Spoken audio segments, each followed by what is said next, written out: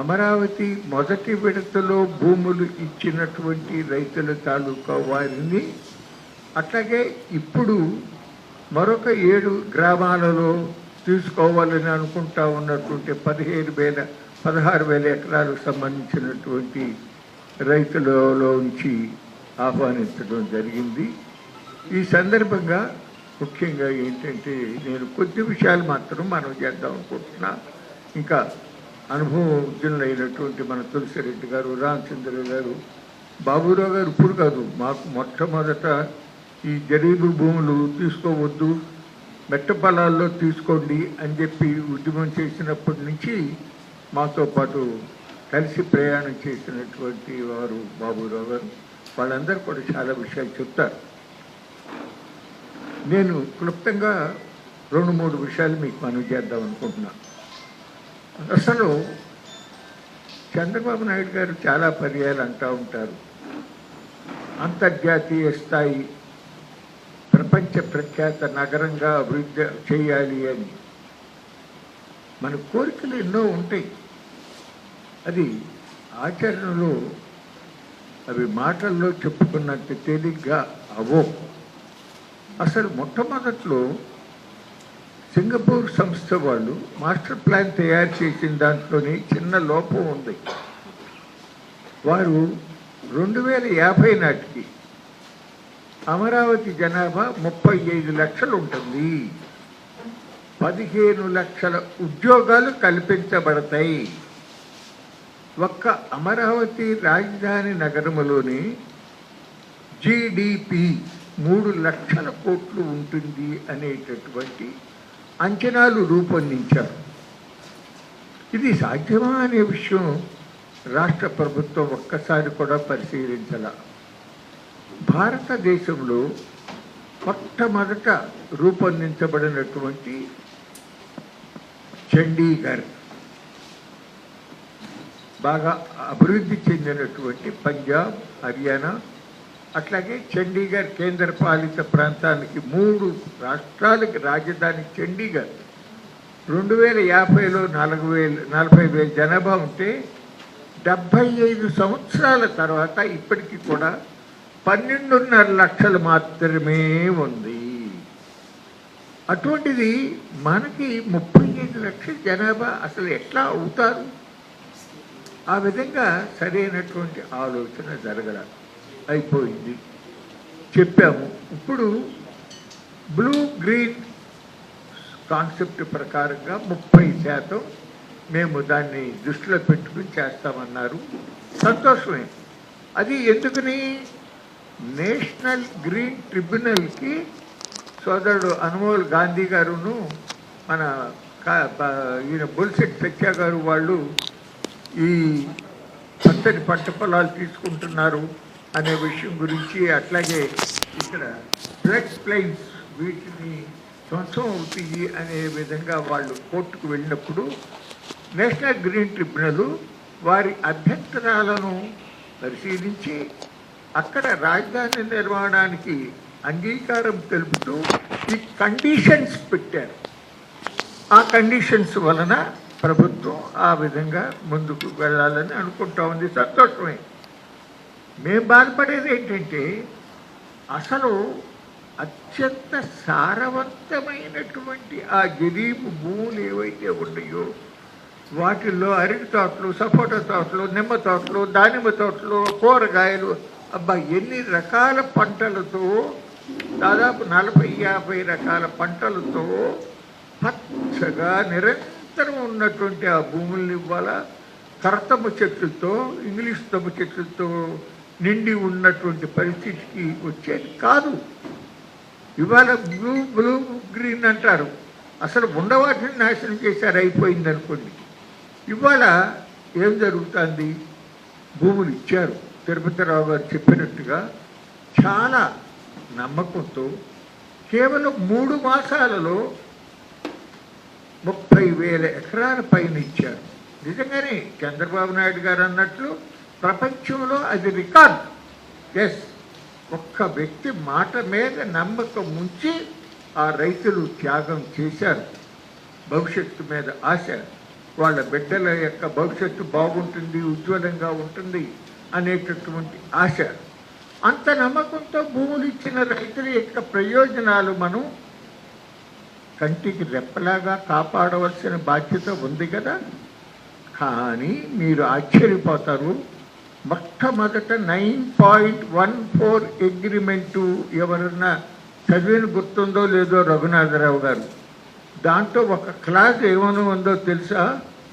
ఏ కారణాల వలనైనా సిఆర్డిఏ ఈ ప్రాజెక్టు నుంచి వైదొలిగితే రైతులు అడగటానికి వీల్లేదు అని ఉన్నది. అప్పుడు మేము కరపత్రాలు వేసి, నేను, గాంధీ గారు, సత్య గారు వాళ్ళందరం కూడా, మేము ఇది అన్యాయం, ఇది మిమ్మల్ని నమ్మి భూములు ఇచ్చారు, వాళ్ళు గట్లు కూడా తీసేస్తున్నారు, ఆ తన భూమి ఎక్కడో తనకు తెలియని పరిస్థితి అవుతుంది, ఇవాళ మీరు అడ్డంతరంగా మేము మానేసామంటే అది చాలా ద్రోహం చేసినట్టు అవుతుంది అని చెప్పి కరపత్రాలు ఇచ్చి మీటింగులు పెడితే ఆ ఊళ్ళల్లో అప్పుడు ఒక్కసారి కాదు 2-3 దఫాలుగా మార్చి చివరికి సిఆర్డిఏకి బాధ్యత ఉంటుంది అనేటటువంటి విధంగా మార్చినటువంటి సంగతి కూడా ఈ సందర్భంగా గుర్తు చేస్తా ఉన్నా. అంటే నేను ఎందుకు చెప్పానంటే, ఇది రైతులు నిన్ను నమ్మి ఇచ్చినప్పుడు వాళ్ళ యొక్క ప్రయోజనాలు కాపాడవేసే విధంగా ఉండాలి కదా. ఆ ఆఫీసులో తెలివి తక్కువతనంగా ఉద్యోగస్తుడు ఎవరో రాస్తే నువ్వు చదివి విని ఇదే ఇట్లా పెట్టారు అని అడగాలి కదా. ఆ పని జరగల. అయితే సరే, బెటర్ లేట్ దాన్ నెవర్ అని ఇంగ్లీష్లో సామెత ఉంది, చివరికి చేశారు, అయిపోయింది. ఏమన్నారు మరి 3 సంవత్సరాల్లో రహదారులు, డ్రైనేజీలు, అట్లాగే మంచినీళ్ళు, అండర్ గ్రౌండ్ కేబుల్స్ ఇవన్నీ పూర్తి చేసేసి అభివృద్ధి చేసి ఎల్పిఎస్ లేఅవుట్ని మీకు పన్నులో పెట్టిస్తాము, అప్పుడు మీరు అమ్ముకోవచ్చు అని చెప్పేసి 9.14 అగ్రిమెంట్లో ఉంది. జరిగినాయా? 2019 దాకా అధికారంలో ఉన్నాం, టెండర్లే పిలవనా? 18 మాసాలు అయితే ఆ అక్రమ కేసులు తీసేయడం కూడా చేయలేవా? మరి అదే జగన్మోహన్ రెడ్డి ఏమో తునిలో రైల్వే బోగీలు తగలబెడితే దాని మీద రైల్వే వాళ్ళు కేసు పెడితే మరి రాగానే తక్కువని తీసేయించాడే. నువ్వు న్యాయమైనటువంటి విషయం గురించి, భూములు ఇచ్చిన రైతుల మీద పెట్టిన కేసుల గురించి ఎందుకు తీసేయలేదు అని అడుగుతా ఉన్నాం. ఈ మధ్యన ఆ మహిళా సోదరిమణులు వాళ్ళు మీటింగ్ వేసుకుని, మేము భూములు ఇచ్చిన పాపానికి మమ్మల్ని నానా యాతన పెడుతున్నారు, మాకు చెప్పే మాట వినిపించుకోవటం లేదు, అవమానం పాడవుతున్నాము అని చెప్పి ఆవేదన వ్యక్తం చేస్తే ఈ మధ్య తీశారని వింటా ఉన్నా. అట్లాగే భూములు ఇచ్చిన రైతులకి నివాస ఫ్లాట్లు, కమర్షియల్ ఫ్లాట్లు ఇవ్వాలి, కాగితాల మీద ఇవ్వాలి, రైతులకు చూపించాలి, వాటిలోకి వెళ్ళే దారి ఏర్పాటు చేయాలి. ఇప్పుడు ఇన్నేళ్ళైంది, తిరుపతిరావు గారు చెప్పినట్టు 11 ఏళ్ళు వెళ్ళిపోయి 12వ ఏడు వచ్చింది. ఇప్పటికీ ఇంకా 2168 మంది రైతులకు 7743 ప్లాట్లు ఇవ్వాల్సి ఉంటుంది అని మంత్రి గారే చెప్తున్నాడు. కాగితాల మీద సుమా. ఇప్పుడు వీరందరూ ప్లాట్లు ఇచ్చారు, ఆ ప్లాట్లోకి తిరుపతిరావు గారు వెళ్ళే దారి లేదు, ఆలూరు రఘునాథరావు గారు తనకిచ్చిన ప్లాట్లకు వెళ్ళే దారి కూడా లేని పరిస్థితి ఉంది. ఇవాళ 18 మాసాలు అయిపోయింది అధికారంలోకి వచ్చి, 4-5 నెలల నాడు టెండర్లు పిలిచారు, కానీ వాటికి ఇంకా అమలు కావటల్లా. విషయం ఏంటంటే, ఇక్కడ మనం బాధపడాల్సిన విషయం, దేనికి ప్రాధాన్యత ఇవ్వాలి? మన దగ్గర ఒక 100 రూపాయలు ఉంది, ఒక 1000 రూపాయలు ఉంది, ముందు ఏం కొందాం? అత్యవసరంగా కావాల్సింది ముందు కొంటాం, పెద్దగా అవసరం లేని దాన్ని లాస్ట్లో కొంటాం, అంతే కదా. ఎంత చదువుకున్నవాడు కూడా, చదువు లేని వాడు కూడా చేసే పని అది. కామన్ సెన్స్ ఆలోచించి చేసేటటువంటి విషయమే. అటువంటిది మరి అప్పుడే తను ఇచ్చినటువంటి వాగ్దానం అమలు చేయకపోగా, టెండర్లు పిలవకపోగా, అప్పటికే 100 అడుగుల లోతులో నుంచి 5 ఫౌండేషన్ వేసి G+7 అంతస్తులు కడటానికి వెలగపూడి దగ్గర సెక్రటేరియట్ భవనం కట్టి ఉండగా మళ్ళీ ఐకానిక్ సెక్రటేరియట్ భవనాలు అనే పేరు మీదుగా పెద్ద పెద్ద పెద్ద గోతులు తీసేసి కాంక్రీట్ వేసిన పరిస్థితి. ఆ కాంక్రీట్ కూడా కొత్త టెక్నాలజీతో ఇన్ని గంటల్లో 50 గంటల్లోనే ఇదే చేశాం, 54 గంటల్లో ఇదే చేశాం అని చెప్పేటటువంటి విధానంగా జరిగిన విషయం కూడా నేను గుర్తుకు చేస్తా ఉన్నా. అట్లాగే అయిపోయింది. ఇప్పుడు జరగట్లా. పైపెచ్చి ఇప్పుడు మళ్ళీ 16,600 ఎకరాలు అమరావతి ల్యాండ్ పూలింగ్ 2 అన్నారు. ఈ 16,600 ఎకరాలు దేనికి కేటాయిస్తారో తెలుసా అండి? కేవలం Amaravati railway line, railway station, smart industries 2,500 ఎకరాలు, రైల్వే స్టేషను రైల్వే లైన్కి 1,500 ఎకరాలు. తర్వాత ఇప్పుడు మీ దృష్టిలోకి తెచ్చేది ఏంటంటే రైల్వే లైను అక్కడ ఖమ్మం జిల్లా నుంచి ఇక్కడ నంబూరు దాకా ఒక 500 ఎకరాలు, 494 ఎకరాలు కావాల్సి వస్తుంది రైల్వే లైన్. ఓకే, అది మనం ఎవరో మార్చగలిగింది కాదు. కానీ 1000 ఎకరాలలో 24 ప్లాట్ఫార్ములతో రైల్వే స్టేషన్ కడతాడంట. భారతదేశంలోనే అతి పెద్దది. బహుశా నేను అనుకోవటం భారతదేశంలోనే కాదు, ప్రపంచంలో కూడా ఎక్కడ 1000 ఎకరాల్లో రైల్వే స్టేషన్ లేదు. భారతదేశంలో అతిపెద్ద railway station Howrah. Greater Calcutta population 2 కోట్లు. Howrah station 24 platform. రోజుకి 1000 రైళ్లు టచ్ చేస్తాయి, రావటం కానీ పోవటం కానీ. రోజుకి 10 లక్షల మంది ప్రయాణికులు దిగటం కానీ ఎక్కటం కానీ చేస్తారు. వాటికి ఇంకా 2 లక్షల జనాభా లేనటువంటి అమరావతి 29 గ్రామాల వారికి సంబంధించి 1000 ఎకరాలలో రైల్వే స్టేషన్ కడతాము అని చెప్పి నారాయణ గారు అంటున్నాడంటే ఇదే మాట మామూలుగా అయితే మనం ఏమంటాం, పిచ్చాడు ఎవరో మాట్లాడుతున్నాడు రా అంటాం, అవునా? కానీ బాధ్యత కలిగిన మంత్రి అట్లా మాట్లాడుతూ ఉంటే దాన్ని ముఖ్యమంత్రి గారు సమర్థిస్తా. అట్లాగే 2,500 ఎకరాలలో స్మార్ట్ ఇండస్ట్రీస్. ఇప్పటికే అమరావతి రాజధాని నగరంలో నవనగరాలు 9 నగరాలు, అందులో ఐటీ అట్లాగే ఎలక్ట్రానిక్స్ సిటీ, దానికి 6,540 ఎకరాలు కేటాయింపు ఉంది ఇప్పటికే. అందులో వచ్చేటటువంటి గ్రామాలలో అక్కడ ఉన్నటువంటి ఇళ్ళు, సావిళ్ళు, దొడ్లు ఇవి పోగా వాడికి ఎల్పిఎస్ దీని ప్రకారంగా ఇచ్చే నివాస వాణిజ్య ప్లాట్లు పోగా మిగిలినటువంటి భూమి ఏదైతే ఉందో అది వాడుకోవచ్చు. చాలా ఉంటుంది, కానీ అది చాలదు. 2,500 ఎకరాలు అంటే ఇప్పుడు మొత్తం 2,500, 1,500, 4,000 ఎకరాలు. 4,000 ఎకరాలంటే నారాయణ గారి లెక్క ప్రకారంగా 16,000 ఎకరాలు రైతుల దగ్గర నుంచి తీసుకోవాలి. అదే ఇప్పుడు జరిగింది. ఇక జరగబోయేది ఏంటి అంటే గ్రీన్ ఫీల్డ్ ఇంటర్నేషనల్ ఎయిర్పోర్ట్. అంతకుముందు నారాయణ గారు కొద్ది నెలల కొత్త 2,500 ఎకరాలు కావాల్సి వస్తుందన్నాడు. ఇప్పుడు మరి ఆయనకి ఏమి అభిప్రాయం కలిగిందో ముఖ్యమంత్రి గారికి 5,000 ఎకరాలు కావాలి అంటున్నాడు. వాళ్ళ 5,000 ఎకరాల్లో ఎయిర్పోర్ట్ పెట్టాలంటే రైతుల దగ్గర నుంచి 20,000 ఎకరాలు తీసుకోవాలి. అట్లాగే ఒలింపిక్స్ గ్రేట్ స్పోర్ట్స్ సిటీ 2,500 ఎకరాల్లో అభివృద్ధి చేస్తాము అంటాడు. నవనగరాలలో స్పోర్ట్ సిటీకి 4,150 ఎకరాలు కేటాయింపు ఉంది ఇప్పటికే. కానీ అది చాలదు. స్పోర్ట్స్ని, ఒలింపిక్ స్పోర్ట్స్ని నిర్వహించే స్థాయిలో మనం స్పోర్ట్స్ సిటీ డెవలప్ చేయాలని ముఖ్యమంత్రి గారు చెప్పారు. కాబట్టి తీసుకుంటాం అంటాడు నారాయణ గారు.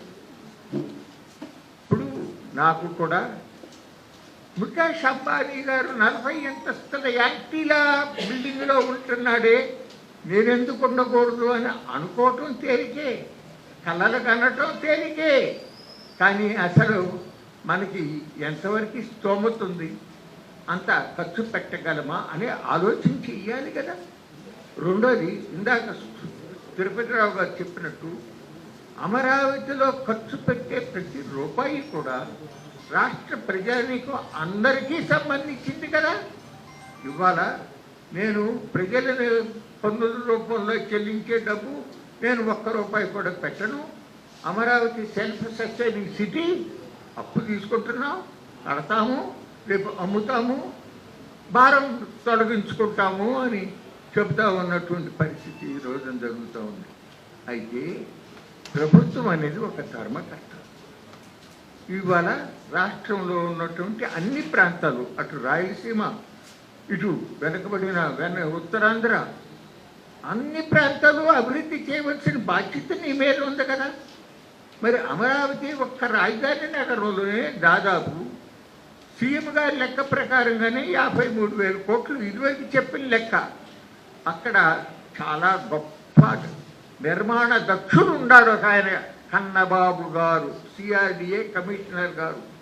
విశాఖపట్నంలో ఒక్క బిల్డింగ్కి 500 కోట్లు ఖర్చు పెట్టినటువంటి నేర్పరి ఆయన యొక్క నాయకత్వంలో ఈ అమరావతిలో వేసే రోడ్లు, అమరావతిలో చేపట్టేటటువంటి అభివృద్ధి ప్రాజెక్టులకి చివరికి ఈ ఎస్టిమేట్లు ఎంతకు వెళతాయి అనేది ఊహకు అందదు అని మీకు మనం చేస్తూ ఉన్నాం. ఇవాళ అవసరమా కాదా అనేటటువంటిది ఆలోచించవలసిన అవసరం ఉంది. ముఖ్యమంత్రి గారికి మేము సవినీయంగా విజ్ఞప్తి చేస్తూ ఉన్నాం, దయచేసి మీరు పొరపాట్లు జరుగుతున్నాయి, ఎందుకు ఈ విధంగా చేస్తున్నారు, అది సరైనటువంటి ఆలోచన కాదు. నేను ఒక ఉదాహరణ చెప్తానండి. అభివృద్ధి జరగాల్సిందే, ఇక్కడ ఉండ ఏ ఒక్కడమైనా మనం అభివృద్ధికి వ్యతిరేకమా? కిందసారి 2014 నుంచి 19 వరకు ఉన్నప్పుడు పవిత్ర సంగమం, ఇబ్రహీంపట్నం దగ్గర పవిత్ర సంగమం నుంచి అవతల పక్క ఉద్దరరాయనపాలెం దగ్గరికి ఐకానిక్ బ్రిడ్జ్ నిర్మాణం చెయ్యాలి. అది అసలు చూడగానే ఆహా ఓహో అనేటటువంటి విధంగా ఉండాలి అని చెప్పి పత్రికల్లో కూడా చాలా ఫోటోలు కూడా వేశారు. అవునా? అటు ఉద్దండరాయపాలెం వైపున 2 పిల్లర్లు కూడా కట్టారు, శంకుస్థాపన చేశారు, పిల్లర్లు కూడా కట్టారు. జగన్ గారు వచ్చిన తర్వాత క్యాన్సిల్ చేసేసారు. క్యాన్సిల్ చేసి ఆ పిల్లర్లు కనపడతా ఉంటే ఈయన టేకప్ చేయలేదు అని మళ్ళీ జనంలో ఏమన్నా రియాక్షన్ వస్తుందేమోనని కనపడకుండా కొట్టి పారేశారు శుభ్రంగా, పైకి కనపడవట. అయిపోయింది, ఓకే. ఇప్పుడు అక్కడ పులిచింతల ప్రాజెక్టు ఉంది. పులిచింతల ప్రాజెక్టు మీదుగా యువతల కృష్ణా జిల్లా నుంచి అవతల గుంటూరు జిల్లాకు వెళ్ళచ్చు. అది అట్లా ఉండగా ఇప్పుడు ముత్యాల నుంచి మాదిపాడు అనేటటువంటి గ్రామానికి నబార్డు నిధులతో అప్పుడు బ్రిడ్జి కట్టాలని చెప్పి దానికి కూడా ఫౌండేషన్లు వేశారు, కొన్ని పిల్లర్లు అయ్యో మొదలు పెట్టారట పనులు. ఇంతకు ముందు మరి మూలపాడు రాయపూడికి బ్రిడ్జి, ఐకానిక్ బ్రిడ్జి ఇప్పుడు అది పోయింది. ఇబ్రహీంపట్నం దగ్గర బ్రిడ్జి సంగతి పోయింది. ఇప్పుడు కొత్త ఇదేంటంటే మూలపాడు నుంచి రాయపూడి దగ్గరికి బ్రిడ్జ్ అని. అంటే కృష్ణా నది మీద కొన్ని 100 కోట్ల రూపాయలు ఖర్చు పెట్టి బ్రిడ్జిలు కట్టడం అంటే మన పంట కాలువల మీద సామాన్యమైన బ్రిడ్జి కట్టినంత సులభంగా సీఎం గారు అనుకుంటున్నాడంటే ఇది ఎంత హాస్యాస్పదమో నాకు అర్థం కావట్లేదు. ఒక కాస్ట్ బెనిఫిట్ అనాలిసిస్ ఉండాలి.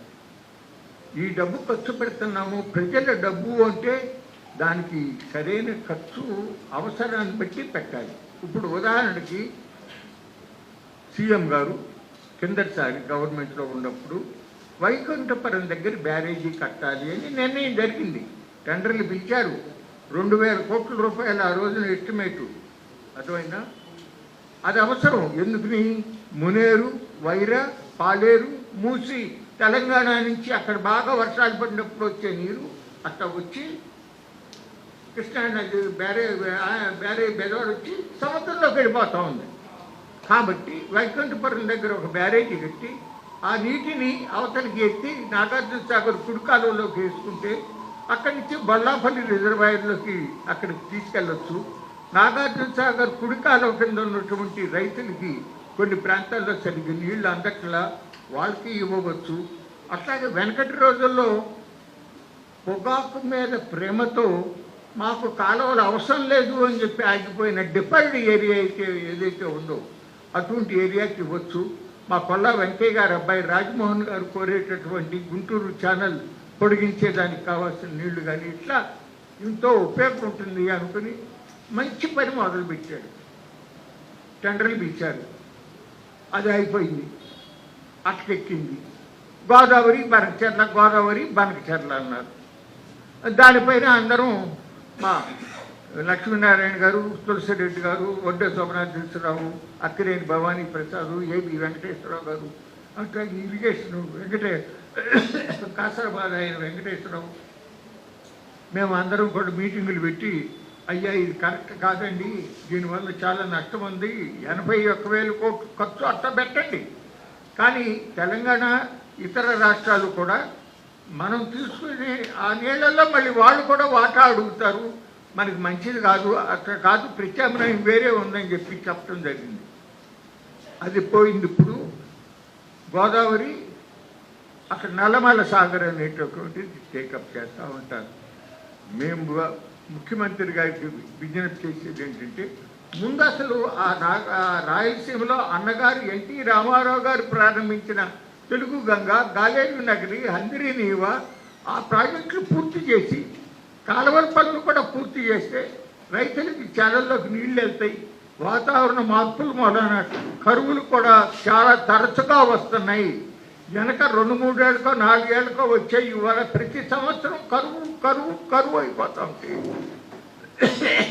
బంగారు వంటి భూములు ఉండకడ ఆ రాయలసీమలో రైతుల కరువు బారిన పడి దుర్భర దారిద్ర్యం అనుభవిస్తూ ఉన్న పరిస్థితులు ఉంటా ఉంటే, వలసలు వెళ్ళిపోతూ ఉన్న పరిస్థితులు ఉంటే వాటి మీద పెట్టండి బాబు ఆ డబ్బులు అని చెప్పి ఆ రకమైన ఆలోచన చెయ్యాలి.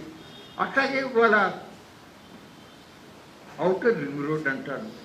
ఔటర్ రింగ్ రోడ్ ఇవాళ ఔటర్ రింగ్ రోడ్కి 140 మీటర్ల ఎడల్పున 192 కిలోమీటర్ల బారు, ఇటు 3 లైన్లు అటు 3 లైన్లు, ఇటు 2 లైన్లు సర్వీస్ రోడ్లు అటు 2 లైన్లు సర్వీస్ రోడ్లు, మొత్తం 7,200 ఎకరాలు కావాలి. దానికి 7,200 ఎకరాలు, దానికి 3,500 కోట్ల పైన ల్యాండ్ ఎక్విజిషన్ కాస్ట్ పడుతుంది.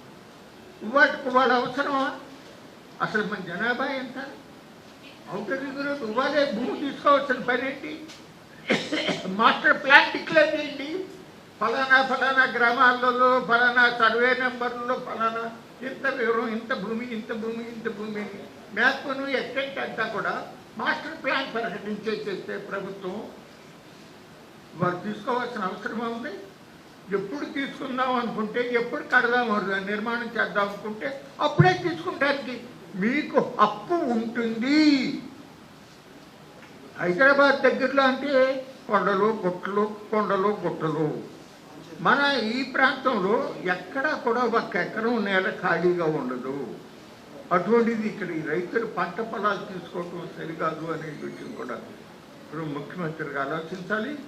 ఫస్ట్ ఫేజ్లో తీసుకున్న భూములు మీరు ఇచ్చిన హామీ ప్రకారం అమలు చేసి ఆ తర్వాత మీ ఆలోచనని ప్రజల ముందు పెట్టండి. మీ ఒక్కళ్ళ నిర్ణయమే కరెక్ట్ కాదు. మీరు కనేటటువంటి పగటి కళల కోసం కోట్లాది మంది ప్రజల యొక్క ప్రయోజనాలు దెబ్బతినకూడదు, రాష్ట్ర ప్రయోజనాలు దెబ్బతినకూడదు అనేటటువంటి విషయాన్ని గుర్తు చేస్తూ అనుభవజ్ఞులు, ఆయా రంగాల్లో నిష్ణాతులైనటువంటి వారిని, ప్రజాప్రతినిధుల్ని, వివిధ రాజకీయ పక్షాలని, ప్రజా సంఘాలని పిలిచి దాంట్లో చర్చించి అవసరం మేరకు ఏ విధంగా ఎప్పుడు ఎక్కడ చేద్దామనేది ఆలోచించి దానికి తగిన విధంగా నిర్ణయాలు తీసుకోండి చంద్రబాబు నాయుడు గారు అని చెప్పి చెప్పాలి అని చెప్పి ఈరోజు ఈ సమావేశం ఏర్పాటు చేయడం జరిగిందని మీకు మనవి చేస్తున్నా. తర్వాత మన రిజల్యూషన్ కూడా చదివి తర్వాత వేరే వారు వినిపిస్తారు. దానిపైన చేర్పులు మార్పులు ఉంటే చెప్పండి. మీ అభిప్రాయాలు నిస్సంకోచంగా మీరు ఏ మనసులో ఏది మంచిది అనుకుంటారో చెప్పండి. దానికి ఏమీ ఎవరికి అభ్యంతరం లేదని చెప్పి మీకు మనం చేస్తూ ఈ 4 ముక్కలు మాట్లాడే అవకాశం తీసుకున్నాను. క్షమించండి. మీ అందరికీ కూడా వీలు చేసుకుని వచ్చినందుకు ధన్యవాదాలు తెలియజేసుకుంటూ సెలవు తీసుకుంటాను. నమస్కారం.